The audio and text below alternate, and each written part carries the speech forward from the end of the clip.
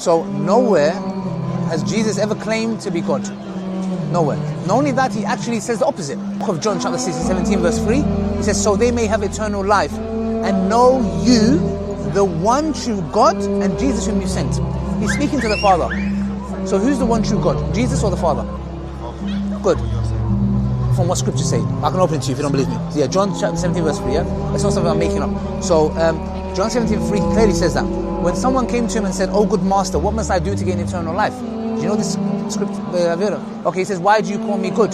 There is only one good, and that is God alone. So it says that there is only one good, and that's God alone. Yeah? Good. So he's now saying, he's even refusing to be called good. He's saying there is only one good, and that's God alone.